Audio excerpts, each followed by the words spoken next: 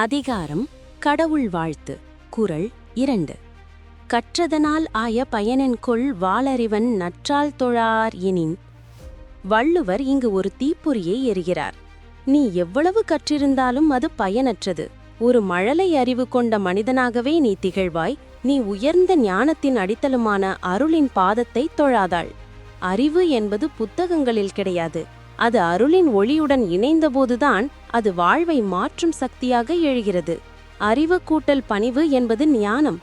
அறிவு கூட்டல் அகம்பாவம் என்பது இருள். வள்ளுவர் சொல்வது, இறைவனை வணங்காத கல்வி வாழ்வை உயர்த்தாது. அது வெறும் உலர்ந்த தகவல்களின் குவியல். மகாபாரதம் சாந்தி பர்வம். பீஷ்மர் யுதிஷ்டிரரிடம் கூறும் வரிகள்: யஸ்ய வித்யா நா சத்காரஹ அசௌ பண்டித மான்யனோஹி பண்டிதஹ.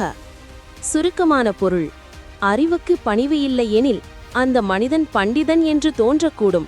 ஆனால் உண்மையில் அவர் பண்டிதன் அல்ல. அறிவு தன்னை உயர்த்த வேண்டும், மற்றவர்களை அல்ல. அறிவின் மேல் மலர வேண்டிய பூ பணிவு. அது இன்றி அறிவு ஒரு வெறும் ஓட்டை கொள்கலன். திருக்குறளும் மகாபாரதமும் கூறும் ஒற்றுமை. இரு நூல்களும் ஒரே சத்தியத்தை கூவுகின்றன.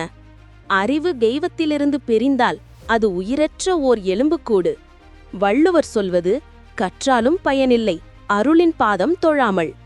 பீஷ்மர் சொல்வது, அறிவுக்கு பணிவு இல்லை எனில் அவன் பண்டிதன் அல்ல. இரண்டும் இணைந்து நாம் காண்கிறோம். அறிவு என்பது உயர்ந்த ஒளி. ஆனால் அந்த ஒளிக்கான தீப்பெட்டி பணிவும் பக்தியும் தெய்வ உணர்வும். அவை இல்லையெனில் அறிவு உன்னை உயர்த்தாது, உன்னை தள்ளிவிடும்.